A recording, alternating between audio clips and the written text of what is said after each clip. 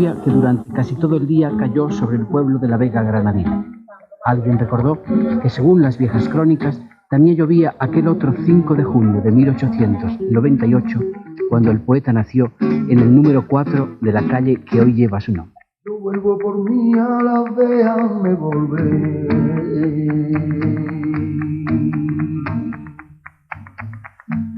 Quiero morirme siendo amanecer, quiero morirme siendo ayer. Mi padre, Federico García Rodríguez. Madre, Vicenta Lorca Romero. Nací en Fuentevaqueros, pueblecito situado en el centro de la Vega de Granada. Mi padre se casó viudo con mi madre. Mi infancia es la obsesión de unos cubiertos de plata y de unos retratos de aquella otra que pudo ser mi madre, Matilde de Palacios. Las emociones de la infancia están ahí. Yo no he salido de ellas. Contar mi vida sería hablar de lo que soy, y la vida de uno es el relato de lo que se fue. Los recuerdos, hasta los de mi más alejada infancia, son en mí un apasionado tiempo presente. Mi infancia es aprender letras y música con mi madre, ser un niño rico en el pueblo.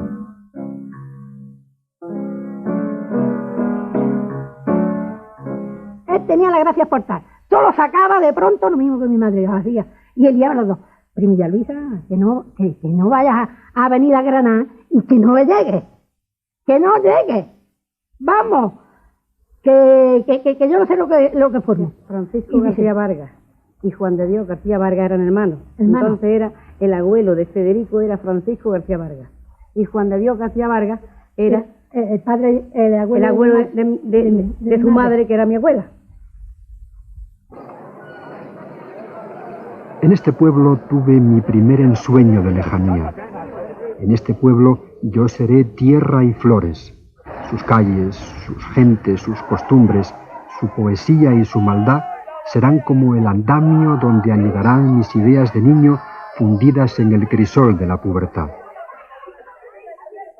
Mi padre nos contaba, sentado en el fresco, que Federico era muy endeblillo y que se le llaman a correr y a jugar por detrás del tonto Pulido, una cosa que era por allí que ni le han hecho caso, por el tonto Pulido, y siempre se quedaba atrás. Entonces mi padre y un señor José Jiménez de aquí, pues se lo echaban en cuesta, porque siempre se quedaba atrás, jugaba.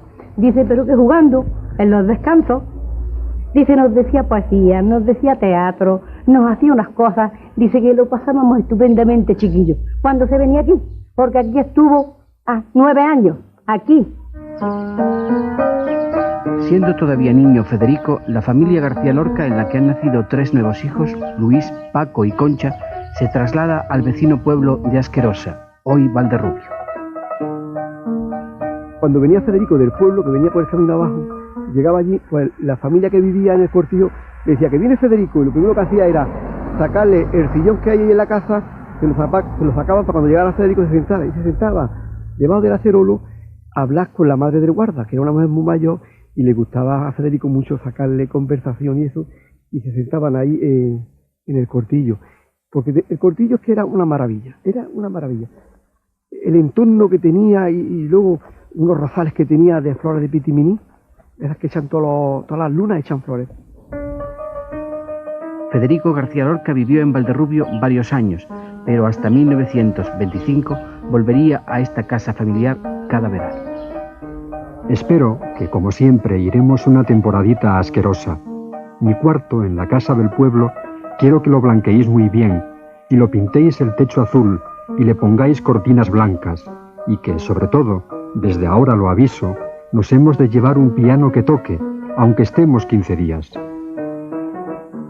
La huella profunda de estos paisajes de la Vega Granadina y de sus gentes estaría presente en la obra de Lorca durante toda su vida. Esta misma casa fue la que habitó Frasquita Alba, el personaje real que años más tarde inspiraría una de sus obras dramáticas capitales, La casa de Bernalda Alba. Otra cosa que siempre cuenta la gente mayor es que decían que salía tan impecablemente vestido de su casa y que cuando volvía, pues volvía hecho un desastre, porque al primer hombre o persona que se encontraba por ahí que estaba falto de una chaqueta, de una camisa, pues él cogía y se la daba. Y la madre siempre que lo veía entrar, pues decía, Pero Federico, por Dios, otra vez has dejado la ropa por ahí, se la has dado a cualquiera, ¿no? Y siempre llegaba descamisado. Mi corazón reposa junto a la fuente fría, llénala con tus hilos, araña del olvido. El agua de la fuente su canción le decía, llénala con tus hilos, araña del olvido. Mi corazón despierto sus amores decía, araña del silencio, téjele tu misterio. El agua de la fuente lo escuchaba sombría.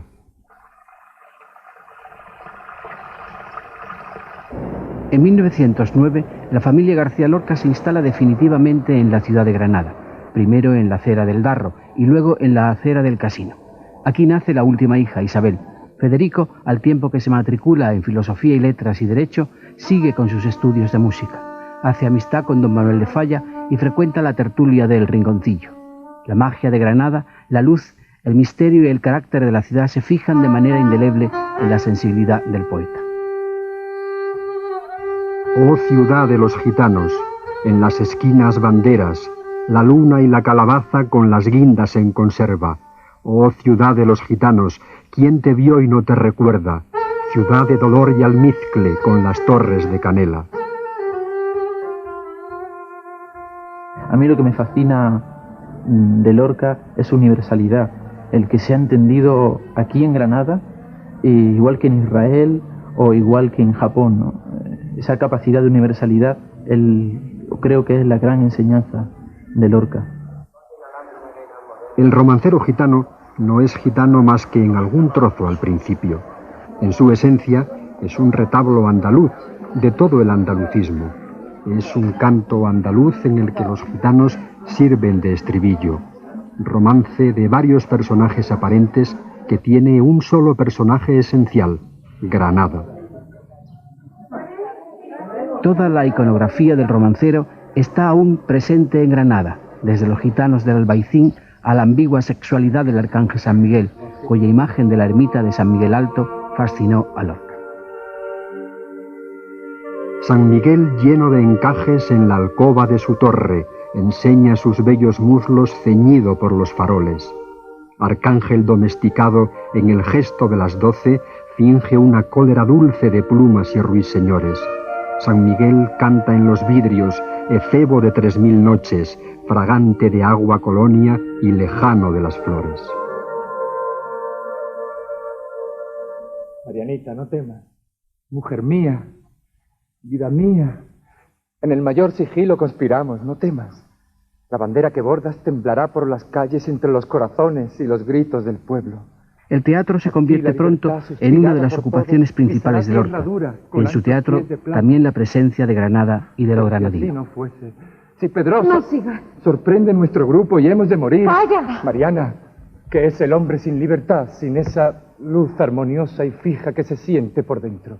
En Federico no está porque se entrega del todo, él es apasionado y se entrega del todo. Pero los personajes que refleja ahí sí que tienen a veces un pelín de este carácter granadino, de sí, pero sí que hay algunos que entran y salen, los anecdóticos, ¿no? Están ahí. Pero sobre todo en el interés que pone Federico por las pequeñas cosas. Aquí está, señor Pedroso. Mariana Pineda fue la gran heroína de la Granada del 19, ejecutada por defender la libertad. Pero luego serían muchos otros temas inspirados por gentes de Granada y del campo granadino. Doña Rosita, la zapatera prodigiosa, Granada es una constante en su obra y la ciudad a la que siempre vuelve. Su experiencia de la infancia es algo que le alimentó siempre. Y también yo creo que la vinculación familiar para él era también importante, el volver a casa.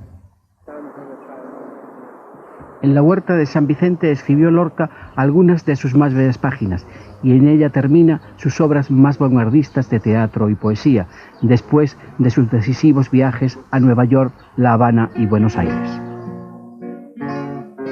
Lorenzo, Emilio, Enrique, fueron los tres en mis manos 3 montañas chinas, 3 sombras de caballo, 3 paisajes de nieve y una cabaña de azucenas por los palomares donde la luna se pone plana bajo el gallo.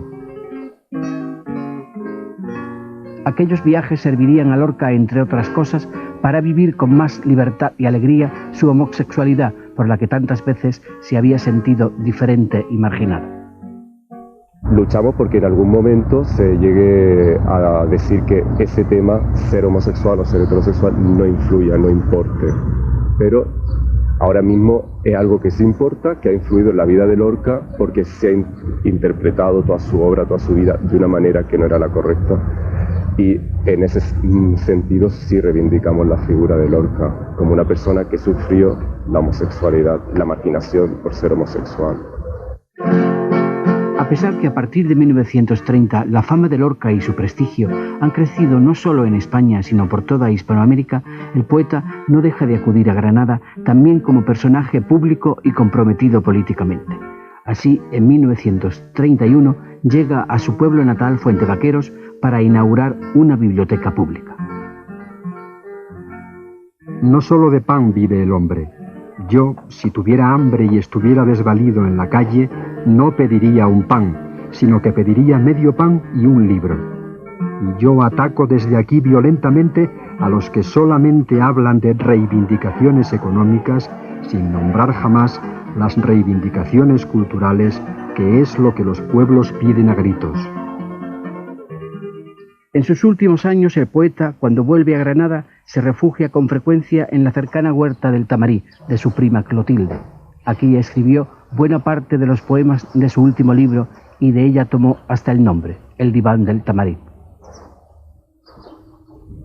Quiero dormir un rato, un minuto, un siglo, pero que todos sepan que no he muerto, que hay un establo de oro en mis labios, que soy el pequeño amigo del viento oeste, que soy la sombra inmensa de mis lágrimas. El 13 de julio de 1936, Federico, inquieto por la situación política del país, abandona precipitadamente Madrid y se instala en la huerta de San Vicente con sus padres. Desde allí sigue los acontecimientos y el levantamiento militar del día 18. El poeta, comprometido políticamente y combatido con dureza por las fuerzas fascistas, se siente amenazado. A principios de agosto se refugia en casa de los Rosales, una familia falangista amigos de los Lorca. Allí es apresado por una banda dirigida por Ruiz Alonso, diputado de la Ceda. Es conducido al gobierno civil, donde permanece detenido y aislado. En la madrugada del 19, Valdés, el gobernador de Granada, tras consultar con Queipo de Llano, decide ejecutar al poeta. Lorca es conducido a la Colonia, cerca de Biznar, donde pasa la noche junto a otros 3 condenados. La operación la dirige el capitán Nestares. Al amanecer les conducen a un barranco camino de Alfacar. Allí son ejecutados y abandonados los cadáveres. Allí comenzó la leyenda. Hoy el lugar se ha convertido en un parque que inunda la tristeza y en el que tal vez puedan oírse todavía los versos de Antonio Machado. Se le vio caminando entre fusiles por una calle larga. Salida al campo frío, aún con estrellas de la madrugada. Mataron a Federico cuando la luz asomaba. El pelotón de verdugos no osó mirarle la cara. Todos cerraron los ojos, rezaron, ni Dios te salve. Muerto cayó Federico, sangre en la frente y plomo en las entrañas. Que fue en Granada el crimen, ¿sabed? Pobre Granada, en su Granada. Yo vuelvo por mí a la déjame volver.